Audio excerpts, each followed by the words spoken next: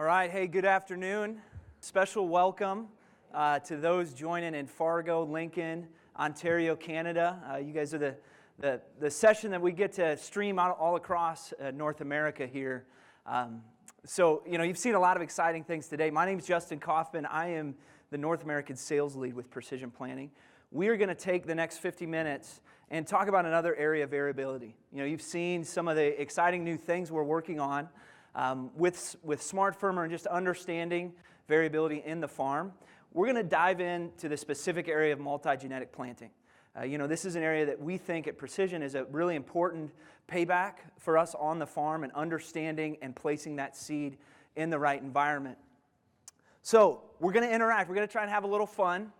Those of you on the simulcast to join in on this as well. We're going to be using this Poll Everywhere app throughout this session, okay? So I'm going to ask you to get out your phone, and we're going to get you familiar with this app by just saying what best describes you. And you'll see on the screen here there's a website that says pollev.com/mhybrid. And so if you have a smartphone and can go to that website, that's going to be the easiest way to interact with this over the course of the next 50 minutes. You can also just text the answer in.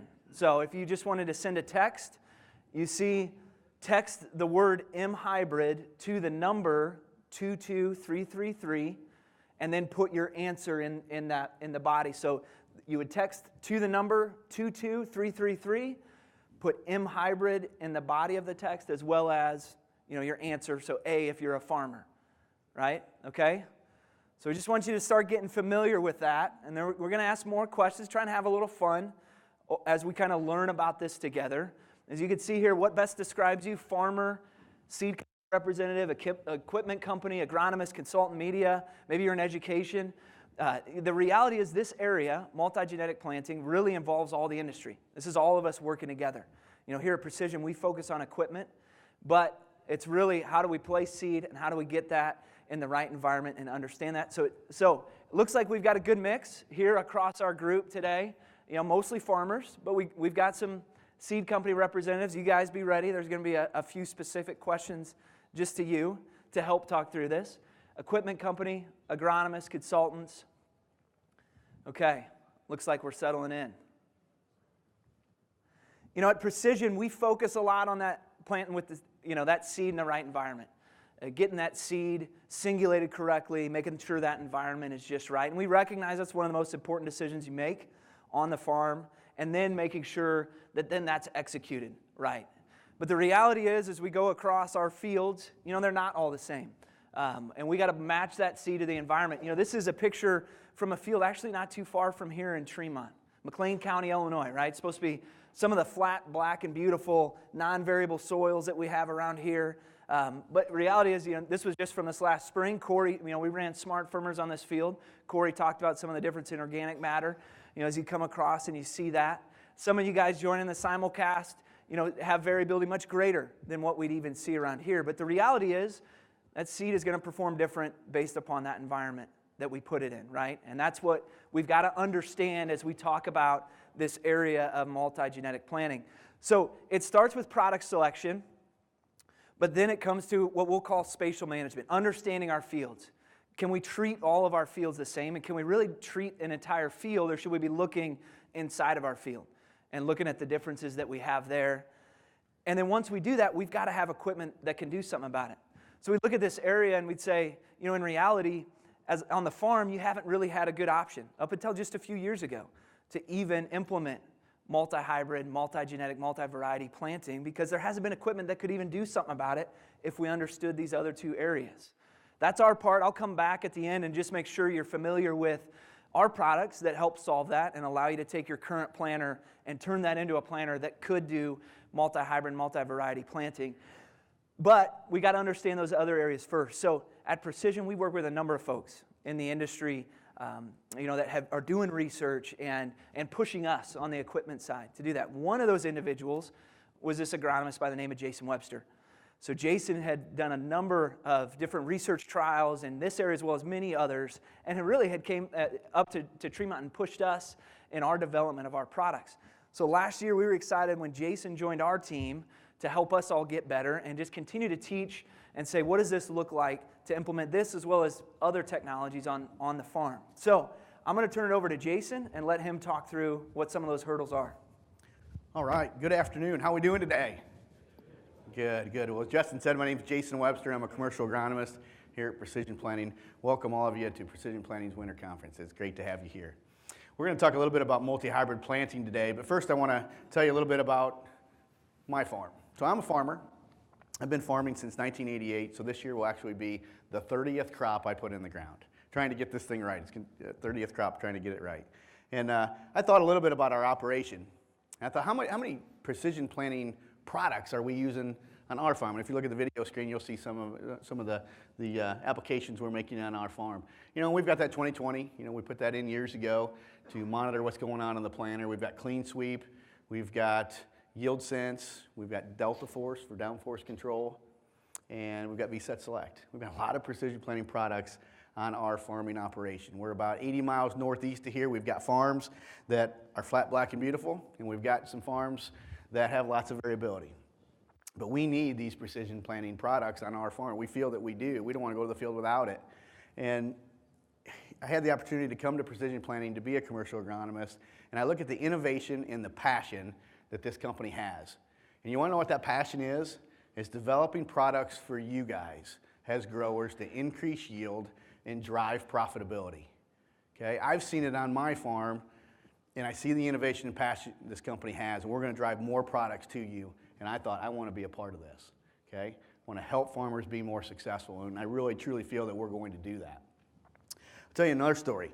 You know, I just came on board with Precision Planting back in November as commercial agronomist, but I've been working with Precision Planting, partnering on projects. And back in 2011, I got in my pickup truck and I drove to Tremont, Illinois. And I said, we need to do a better job on placement. You know, I mentioned to you a little bit ago that I've got farms that are flat, black, and beautiful, and I've got farms that are rough and tough. And how do you choose the right product on every single acre? You guys are going to be planting here this spring, a matter of weeks, about 12 weeks as I look at the calendar in many parts of the country. And how are you doing precision product placement on your farm today? Do you feel like you're getting it right? My first year farmer was 1988, and I looked at my dad. I was young at the time. I was a junior in high school. I said, Dad, how do we do this thing? How do we pick the right hybrid? We've got farms that you know, half of it's really good, half of it's poor. How do you pick the perfect hybrid? And he never gave me an answer. So we've been struggling with it ever since, right? Do you guys feel that same way? You're struggling with the right hybrid or the right genetics on the right acre. So I drive down here to Tremont and say, let's build this planter of tomorrow that can change hybrids on the fly. So for my good soils, I'll plant that more offensive hybrid and just let it flourish. Let's go for all out yield on those acres. But what about the tough acres where I struggle, the high risk for drought, acres like that? What do we do with those acres? That's where I think we take a step back and let's address our seeding rate. Maybe we bring them back a little bit depending on the genetics that we're using, that product out there in the field. You know, maybe we go defense, we go workhorse, stable, however you want to call that type of genetics, but give me a hybrid that can take some stress. Think about this, the rough and tough acres where you're high risk for, say, drought. What happens if you plant an offensive hybrid on those acres and we do experience stress? What's going to happen? You're going to watch corn burn up. And I've done that for years, watching corn burn up on the side hills. There's got to be a better way of doing this, right? So the multi-genetic planter, that's where we first started thinking about this thing. And when we came to Tremont, we said, we're working on this planter right now. We're building this multi-genetic planter. And we need your help. We want to deck this thing out with all precision planting components, okay? From meters to that 2020 in the cab. And the guy said, well, we can put a 2020 on this thing, no problem. We're going to have to go two 2020s, one to control the rear 8 units of the planter and one for the front units of the planter. And here's why. This multi-genetic planter, we didn't know how to do this. Okay, we didn't know how to start collecting data to prove the conceptual theory of will it increase yield? Will it make me more money as a farmer? We took our checkbook out. We went to all the equipment manufacturers, Case IH, AGCO, all those guys, and said, we'd just like to buy a multi-hybrid planter. Guess how many planters we bought? This was back in 2011 at the time. There weren't any available, right? So we had to start putting something together that would start gathering some agronomic information. So we set this Kinsey planter up. It was an 815. We converted it to a twin row planter. So we had 8 row units on the back driven by a hydraulic motor, and we'd load those 8 units with an offensive hybrid. So as we planted through the field on our best soils, those 8 rows would plant that offensive hybrid. As we got into the defensive soils, these 8 rows would stop planting, and we had another set of 8 rows on the front of this Kinsey planter, locked and loaded with a defensive hybrid, and that's where it would plant. As we went through the field, pass to pass, it would just change from one set of 8 to the next set of 8, from offensive to defensive. Okay? We set this up on a twin row situation. We're not planting twin row corn. We're just planting twin row corn in the transitions. We're 8-inch offsets. And this is where this thing was painful in the very beginning, because we had 2 row units, 2 actual planter row units to plant 1 row of corn. It's the only way we knew how to start gathering data. Here's what it looked like in the field. Twin row corn at the transitions. You can see in the middle of the screen we have this 8-inch offset. That's where one set of 8 rows stopped planting and the other 8 kicked in and started planting the other genetics. This was okay. We chose twin rows for this because we can manage this on a 30-inch equipment level. We can side dress this, we can spray it, and I can even harvest this on 30-inch row equipment. Visually, this was painful to look at. How many of you guys use auto steer when you plant? I mean, you guys don't want this out in your field. This is ugly. But visually for me, this was useful in the very beginning because I was able to ground truth management zones. I mean, guys, there's a reason we're changing hybrid in this part of the field. The soils are either getting better or worse, and we're adjusting, and I can see where that's happening. All along, though, we kept thinking those 2 rows need to come into 1, and right now I'm doubled up on my planter row units on the planter. I need to get that to 1 row unit, and we were so thankful when Precision Planting announced the VSet Select system. Okay? Now we've got 1 planter row unit and 2 meters on every single row. So single row dual meter technology. Feeding seed into 1 single seed tube. Changed the game. It made it so much easier. And the grower adoption of this, in our minds, it was going to skyrocket, at least compared to how we were doing it with the twin row transitions. We just didn't think growers would want to do that. So this set the stage for a lot of growers to start looking at it. We were pretty excited about it. So it's interesting kind of how this thing has come full circle. You know, we're trying to figure out agronomically, is this a good thing? And even, will the equipment do what we want it to do? That was the original thing we were worried about. You know, that planter I showed you just a minute ago, that was what we called, you know, affectionately as version 1.0. We called it 1.0 because we hoped there'd be a 2.0. We hoped it'd get better. I still remember that first day, putting that planter in the ground, pulled out to the field, hit the hydraulics, planter drops in the ground, and we start going forward. We said, is this thing going to work or not? We had no idea. And look where it's come now, come full circle. And we've got a great product to do multi-genetic planting. So, enough of my story. Let's talk about other growers who have utilized the VSet Select system out in the field. Let's show you some performance. Let's talk about the agronomics. If we put this system in place, can we in fact increase yield, thus profitability? You guys seen some of the logos the farmers have done? You know, taking 2 hybrids of corn and creating these logos. You guys seen this on the internet and in farm publications? It's amazing. Once we create a script and we send it to the field, the planter's going to do that script, and it's pretty accurate. And these logos are just fantastic. This is from Trav Bratland, North Dakota. And Trav's got a lot of variability on his farm in North Dakota, and you can see on some of the as-planted maps. The blue areas on the screen are where Trav says, you know what? We've got a problem on these soils. They're rough and tough. Sometimes we can't even produce a crop because of the high stress levels. This is where he's utilizing multi-genetic planting. And when he's been doing that, tremendous success. Accepting the fact that we have variability on his farms and then planting the appropriate genetics to maximize production. And he's seeing yield increases from 20 to 30 bushel an acre in this particular field. Isn't that great? Definitely taking advantage of the technology. Excellent success. How about Ohio State? Do we have any Ohio State Buckeye fans in the audience? Okay.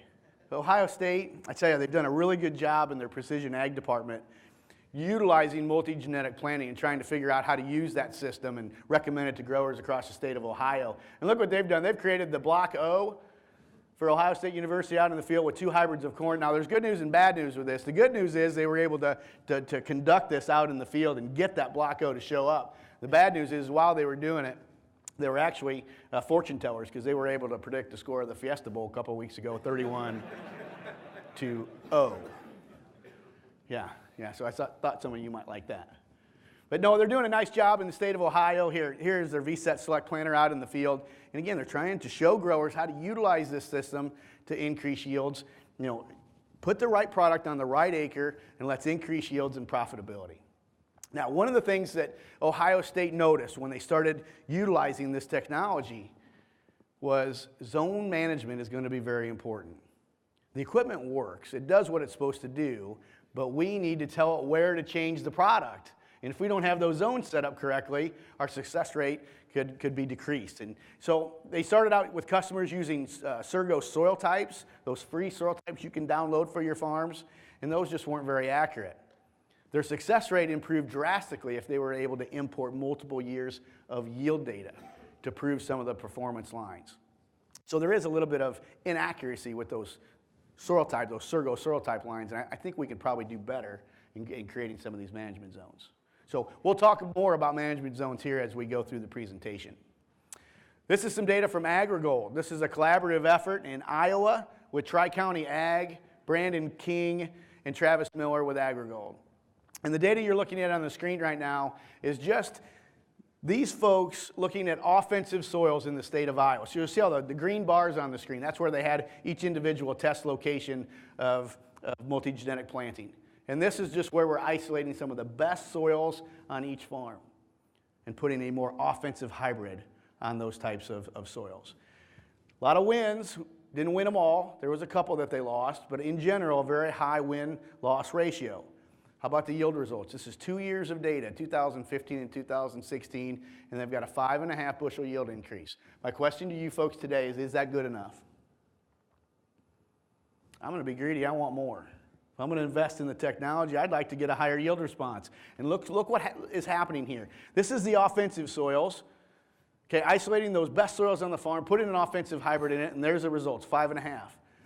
But remember what I just talked about a little bit ago? I got tired of watching corn burn up on the hills. Those low water holding capacity soils, and if Mother Nature doesn't cooperate with me, those are the high stress acres. Those are the acres I need to identify. And when Aggregate did that in Iowa, look at their win ratio is just as high, but look at the yield response. The yield response doubled. We go from a 5.5 to a 10 bushel yield response. I think there's tremendous technology here. Again, accepting that we have variability and then trying to maximize production in those areas of variability. Let's talk a little bit about win ratio. And let's not talk about Aggregate's data for just a moment here. Let's talk about your win-loss ratio. You guys are going to be planting soon here this spring in a matter of weeks. You've selected the product for the farm. You've paid for the seed. It's probably been delivered to a lot of you on the farm. When you think back in the past few years of the way you've selected the product and planted it on your farm, what is your win-loss ratio? How many times have you got it right versus how many times have you got it wrong? You guys know what that win-loss ratio is. Anybody want to volunteer what their ratio is? Nobody ever answers that question. Why? Because you don't know. Now let's go back to Aggregate's data. 80% win rate. 20% of the time they're losing, 80% of the time they're winning. My question to you, is that good? I think those are pretty good odds. They're doing a much better job of what we currently have in place today. And they're identifying how good they are and trying to get. We'd love this 80% to be a little bit better, but those still are pretty good numbers. But at least they're going through the scenario of how many times did I get it right and how many times did I get it wrong. That's one of the important things that we can learn from this whole agronomic system of multi-genetic planting. All right, here's a quick summary of the Aggregate data. 9.7 bushel yield increase on the low productivity soils, a 5.4 bushel response on the high productivity soils for an average of 7.55 bushel per acre. Now, let's go to North Dakota.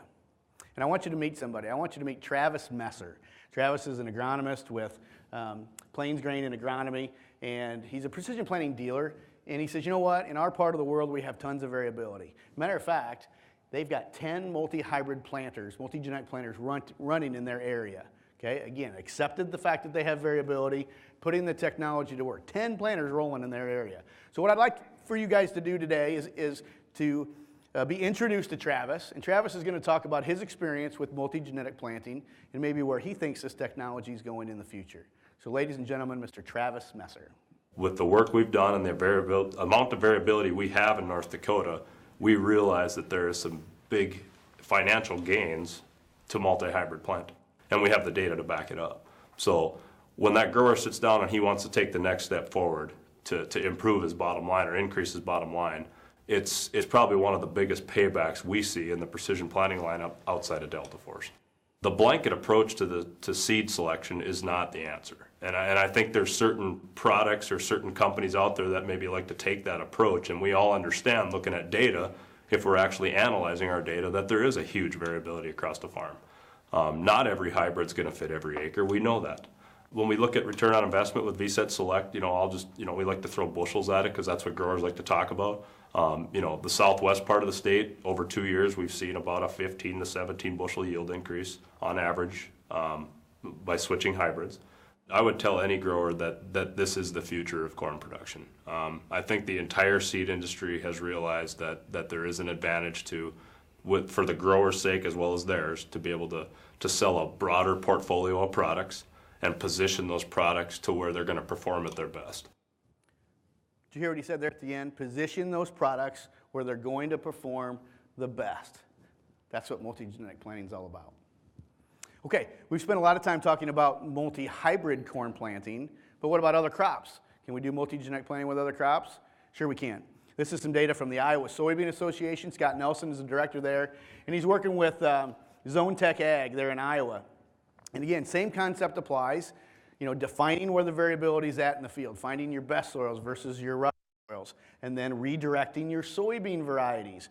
And, in this particular farm that the Iowa Soybean Association was working on their defensive soils and positioning the right soybean variety, they were able to see a 10 bushel yield increase. Guys, this is pretty exciting.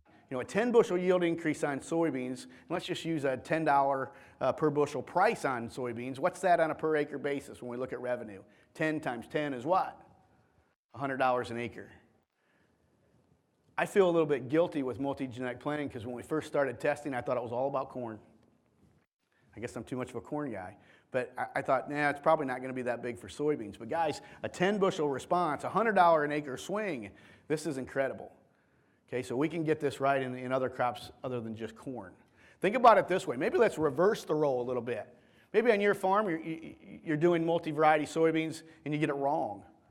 You choose the wrong soybean variety and you're losing 10 bushel per acre and losing $100 an acre. Definitely can't have that in the farm economy we're in today. But they're having tremendous success with soybeans. So we're optimistic about that. How about iron deficiency chlorosis? In many parts of the country, we're dealing with iron deficiency chlorosis, or IDC.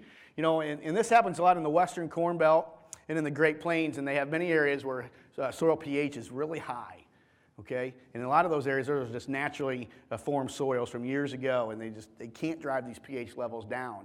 And in these areas, soybeans have the inability to uptake iron from the soil. And when that happens, it stalls chlorophyll production. So you guys kind of help me out. When you look at the leaf tissue of a plant, what's the green come from? Chlorophyll. So when we stall chlorophyll production, we're going to end up with these soybean plants in the seedling stage that are yellow. And the yield loss is going to be associated with this. Clint Sayers from Ag Partners in Sioux City, Iowa, had the opportunity to talk with Clint, and he says, this is my fertility map. This is my pH map.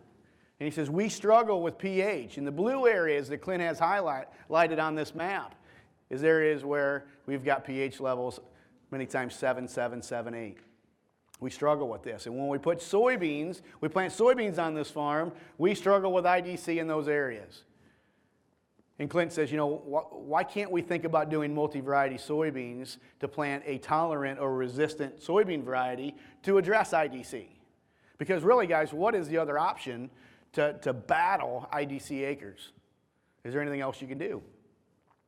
Agronomically, this would be the best approach, is planting the appropriate variety. So Clint has done some research on his farm where if they can do that, plant that tolerant or resistant variety to IDC, seeing gains up near 8 bushel per acre. And again, there's a lot of revenue to be had there. So again, I think this is going to be a perfect fit for multi-variety soybeans. Okay, really the only way to agronomically combat it.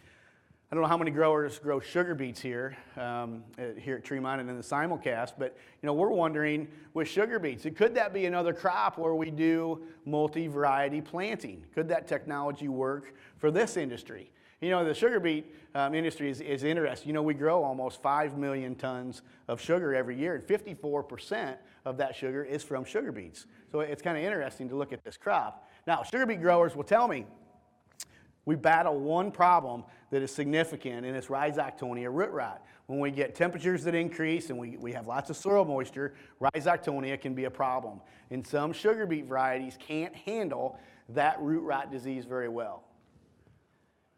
So look at some of the breeding programs that are in place. There's some university work being done and breeders that are trying to develop fusarium-tolerant sugar beet varieties. Look at some of these trials. You can see on the left side of the screen we've got where we've manually inoculated the fusarium for Rhizoctonia. And those sugar beet varieties are really taking it on the chin, aren't they? They just can't handle that environment. That's why the sugar beet guys are saying this is a problem. But with the improvements in the breeding program, look at the right side of the screen, and we've got some sugar beet varieties that are coming through like a champ. And if this is in fact true, we can do multi-variety sugar beets. We don't have the technology in place today, but agronomically, I think we could do this tomorrow. I think it could pay big dividends. That's exactly what Mike Huftalling is trying to do in Saginaw, Michigan. He says, we've been dealing with Rhizoctonia for many years. He says, I think I know where at in my fields I'm going to have Rhizoctonia if it's going to show up. So why can't we find those varieties that are tolerant and plant those in those areas to increase sugar tonnage, okay, throughout the field? So here's what Mike's doing. I think this is really interesting. He's creating what he calls infection probability maps. So again, trying to figure out if I'm going to have Rhizoctonia, where is it going to be on a spatial basis in the field? And then let's go in and do split planter trials, split variety trials with the planter. That tolerant variety versus one that may not be. And he's having some really good success with that, increasing near a ton per acre of sugar beets in the offensive areas and about 0.6 ton in the defensive areas, the high-risk acres for Rhizoc. So this is some early research, but boy, it looks like it's pretty promising for sugar beet growers. All right, let's look at overall return on investment. Let's break this thing down. When we first started testing multi-genetic planting, we didn't know what the ROI was because we didn't have enough years of data. And now we're fortunate enough to have some data. And let's just make some assumptions. Let's say we could show yield increases on corn of 8 bushel per acre. I've shown you higher responses today, but let's just be conservative and say 8 bushel. And then let's look at soybeans at 3 bushel per acre. Again, very conservative yield increases. Let's use some commodity prices of $3.50 for corn and $10 for soybeans. And there's our potential revenue. Additional revenue. Now we need to look at the cost in order to figure out break even. The cost of a VSet Select system is $2,150 per row.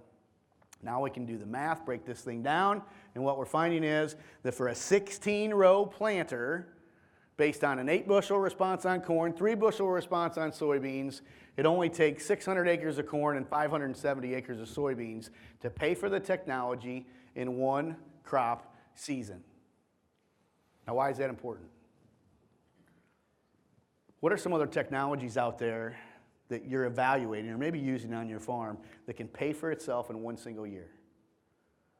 Think about that for a minute. I mean, we all want to be better farmers. Share if you've got some ideas of what technology out there can pay for itself in one single season. I'm not hearing anything. So this is a great technology. Now, growers have come to me in the past and they said, well, Jason, I understand what you're wanting to do with multi-genetic planting. I understand it. But I think it's only for the big guys. And I said, well, what do you mean big guys? Well, it's those guys that farm lots of acres.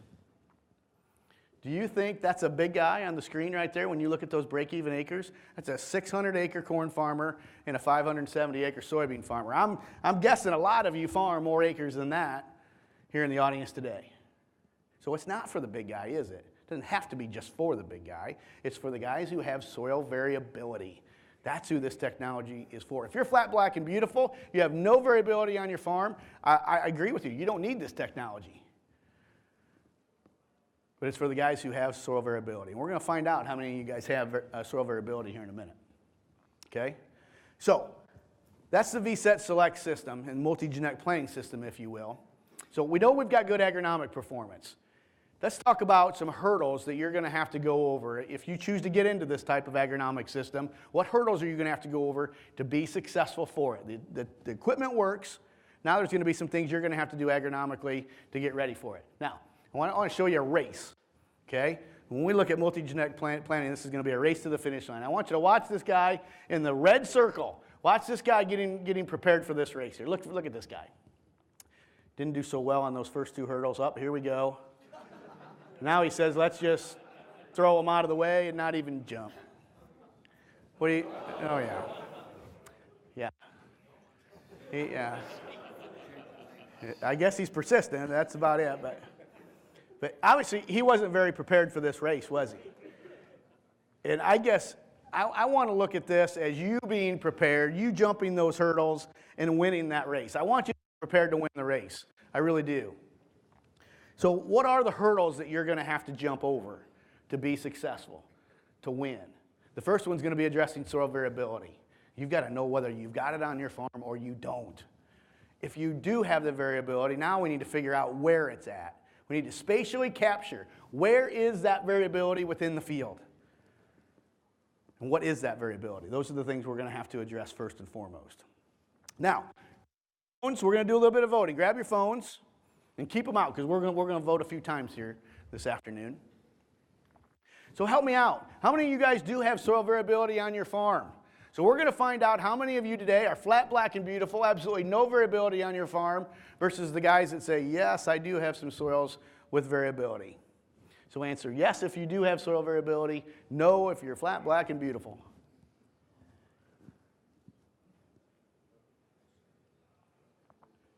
In the past sessions, we've been running about 90% yes to soil variability. And you guys are real close to that. So about 84%, 86% now are saying, yes, I do in fact have variability. Okay? Interesting. All right, now, remember that. Okay? Almost 90% of you have admitted that you have soil variability in your farm. Now, let's think about in the next few weeks when the planting season comes rolling around. I want you to envision yourself in this planter tractor you see on the video screen here. That's you in the cab driving through your field. I want you to be thinking about, let's look at the farm here. Let's figure out, do I have variability in this part of the field? And I want you to be thinking about, if I could change hybrid on the fly, let's say we're planting corn. If I could change a hybrid on the fly with this planter, what hybrid should I be planting to address that variability? Be thinking about that in the back of your mind. Okay? While you're doing that, we're going to talk a little bit about variability. Sometimes I wish I could just take some of our farms and size them down, shrink them down a little bit so I can kind of manage them, manage what the farm looks like. And is there elevation issues, slope issues, soil texture issues, water holding capacity issues, cation exchange capacity issues, things like that. And sometimes they're just too big. And so today what I want to do is show you the precision planting virtual field that will help us look at some of the variability we could have on a per field basis. So this is a virtual sandbox. And we've got sand in this particular box here, which is set up with special lights and sensors. And we can move this sand around to show what kind of variability we have on the farm. And it will create a 3D image. Now, on your screen right now, on the right side, you're seeing a 3D image. Excuse me, a 2D image. And in the box will be a 3D image. And so I'm just going to move some soil around, and I'm going to make a field, one of the fields that I may have in my particular farming operation. Okay, I want to split this up a little bit.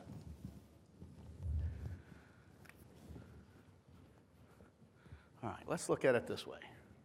So let's run a little demonstration. So as you look up on the screen, you're going to see the black line running through that slide. And let's say that black line represents a road. And on both sides of the road, you have an 80-acre farm. 80 acres on the right, 80 acres on the left. And when you go down that road, say with your planter tractor, and you go in to plant these 80-acre farms, what are you going to do product selection-wise? One farm appears to be better than the other. The farm on the right looks like it could have some variability. Those red areas, maybe hills, those are the lighter soils, okay, lower water holding capacity, things like that. The farm on the right, that 80-acre farm, oh, wow. That one we have a lot of fun grown corn on. Maybe that's the one where you're trying to reach that ultimate 300, 400, whatever yield goal that you want. It's a lot of fun to farm. But is it safe to say when you look at product selection, you probably ought to be looking at different products on these two farms? Is that safe to say?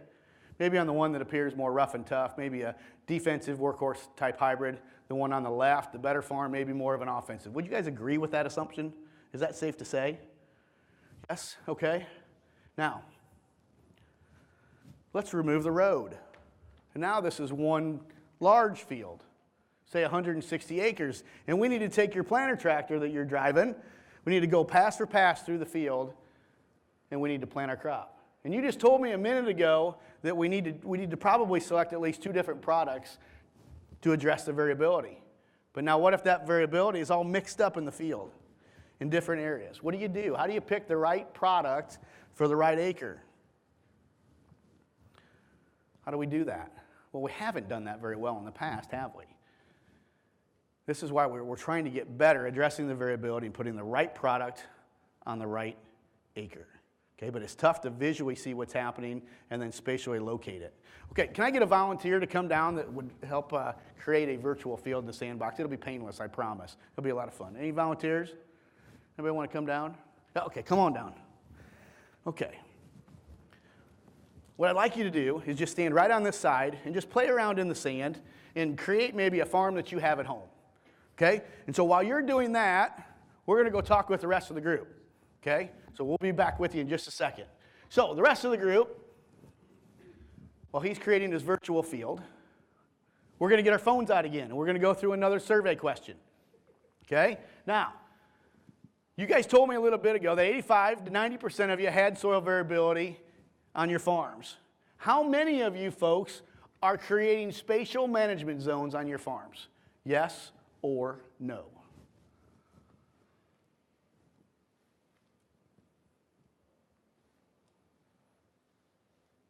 Last session was 50-50. We may be close to that. 60-40. Hey, this is the first time the yeses have won. You guys are a pretty aggressive group, huh? Excellent. Okay. All right, I'll go ahead and shut the voting off, and we're pretty close to 50-50 there, okay?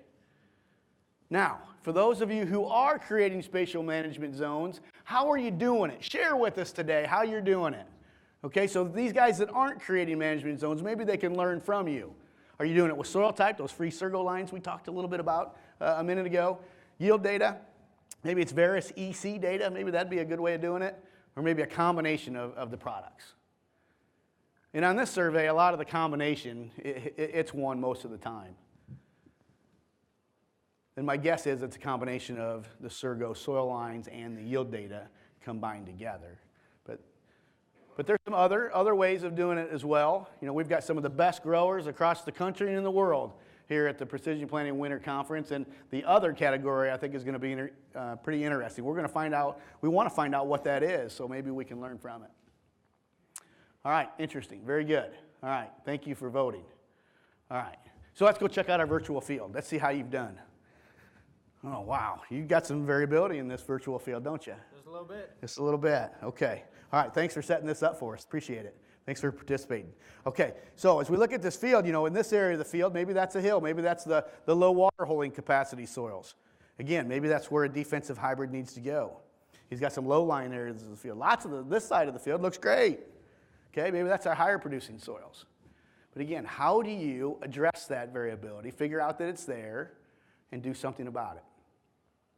A lot of you said you're not addressing these zones. You know you've got it, but you're not doing anything about it. Why is that? Is it hard? Is it difficult to make those zones? That's what most growers tell us. It's just difficult. I don't know how to do it. Some of you folks are using yield data and things like that, but what if it's a new farm? What if you just purchased the farm? What if you just cash rented the farm? Crop sharing the farm? We don't have any information. Wouldn't it be great if we could obtain this variability with our planter? Maybe our planter of tomorrow could create these lines of variability for us. Maybe the planter of tomorrow could have a sensor on it that could sense like we've never sensed before. Maybe that planter could measure organic matter to help identify these areas of variability, and we do it right there on the fly as we're planting. What if our planter of tomorrow could measure moisture residue, like we've never measured it before. And as we're planting through the field, we get this variability map. For you guys who aren't creating spatial management zones on your farm, this would be fairly easy to do. Yes, we're going to try to make this easier for you, much easier. And it should be high resolution, very good data. Okay, how are we going to do this? We're going to do this with a smart firmer. Okay, by putting that on the planner, trying to record this information as we're planting through the field. Now, what are we going to do with the data? That's probably another good question, right? Well, maybe we're going to look at population. Maybe we can identify the areas of variability and say on my lighter soils, maybe I need a lower population. Okay? And on the better soils, maybe I can increase the population. And then what about hybrid? Changing the hybrid as well from the smart firmer data. So that's where we're going with this thing, and that's where the planner of tomorrow could end up. Okay. Let's talk a little bit about seed selection. Once we have our equipment in place, we set our management zones up, what's the last hurdle we're going to have to jump over to get this thing right? Product selection. Okay? So farmers in the group, this is only a question for you. Seed representatives, if you're selling seed, do not vote. Okay? This is only for farmers. Farmers, do you feel like you have enough product information from your seed representatives to accurately choose products for multi-genetic planting? Yes or no? Again, just farmers. This is interesting. So 70% of you are saying, no, I don't have enough information, and 30% say yes. Okay, now let's change the situation here. Farmers, thank you for voting. Put your phones down. Let's go to the guys that are selling seed, the seed representatives. Your turn. Do you know your product portfolio well enough so that if a farmer came to you and said, I'm going to do multi-genetic planting, do you know how to place your product? Yes or no?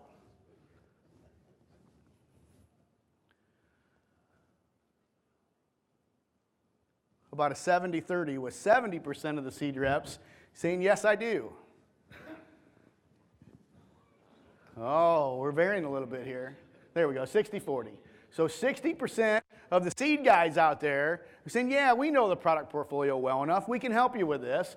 40%, some of those seed representatives may be saying, well, maybe we just don't know how to place these. We know we know a little bit about these hybrids in general, but we just have never placed them in a multi-genetic system before, and we need to do that. Maybe that's some of those guys. But either way, we have a communication problem here, don't we? Okay? The farmers are saying, no, we don't know how to do this thing, and most of the seed reps in general, most of them are saying, yeah, we know how to place them. And so I would encourage you guys to work, as growers, as farmers, whether you're doing multi-genetic planting or not, have the conversation with your seed representatives. Tell them what you're doing. Tell them what your farms are like. Have the conversation about agronomics. What product is going to be best for my farm in certain management zones? Have that conversation. Here's one thing, too. I talked with a farmer as I was preparing for winter conference, and there was an interesting quote I think you guys will appreciate. And the farmer says, I'm buying seed from 3 companies today. It's a 60-20-20 split out in the field. He says, dealing with 3 companies is kind of hard to choose products, selecting those offensive and defensive hybrids from all 3 companies. He then went on to say, he says, I'd like to go 100% with one seed company, but it's kind of like dating. I think I like her, but I'm scared to death to marry her. Can you guys relate with that? The point is with this, you can use multiple seed companies. That's not the issue. You can do that, but your workload's going to get a little higher. It's going to be a little tougher because you have more product portfolios to sort through. But communicate with the seed industry. They know their product. They do. They can help you with this. You're not alone in this multi-genetic planting system. You're not alone. You have a lot of help to your disposal. All right, let's talk a little bit more about tools that could be out there, maybe tools in the toolbox, maybe looking at performance on certain hybrids. Okay, so there's one tool I started looking at, and I'm a data kind of guy. I want to look at yield percentages. Here's the Winfield United R7 tool. This is a neat little system. It's an online tool where Winfield takes all of their answer plots across the country, and they're pumping this data into it. And I like this because Winfield, as an organization, what brand of seed do they sell? Cropland. Somebody said cropland. Yes, they do. But in this R7 tool, not only do they have cropland genetics, but they have DeKalb, they have Pioneer, they have Mycogen, Syngenta, 5 brands of seed in this R7 tool. If you look at the market share of these 5 different companies, there's a lot of I mean, that's probably 85% of the industry right there, if not higher. But I like being able to sort it out and saying, here's my geographic area, show me my top performers. But that doesn't tell me everything I need to know. I want to break it out a little further. Let's break it out by high-yielding environments, medium-yield environments, and then the rough and tough stuff. And here's how we can sort the data. Here's a particular hybrid in the high-yielding environments. It was at the top of the list. But as we put it in lower-yielding environments, it's not at the top of the list anymore. So as I look at this data, at this hybrid, is that an offensive hybrid or a defensive hybrid potentially? I would say more of an offense. We sort through the data a little more, and we can find hybrids that win on the low-yielding environment side, but they don't do as well on the offensive side. That is a defensive hybrid. So we can kind of play with the data a little bit and see the actual number, see the yields in each of the environments. So I like that. What about you guys that aren't doing multi-genetic planting? Can you use this tool? You bet you can. Because what do you need? You can't change hybrids or varieties on the fly. So what do you need? You need that product that's going to be stable, versatile across all yield environments. And that's what this hybrid is on the screen. Did well in all 3. And that's the product you're looking for, in my opinion. What about field view?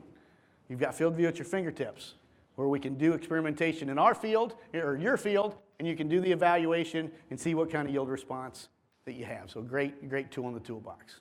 All right, so those are the hurdles that we need to jump over. Let's get back to the equipment side. Justin's going to come back up, and he's going to talk about the VSet Select. Guys, we've come a long way with this thing. Remember years ago, I told you, putting that first planter in the field, I was worried about the equipment.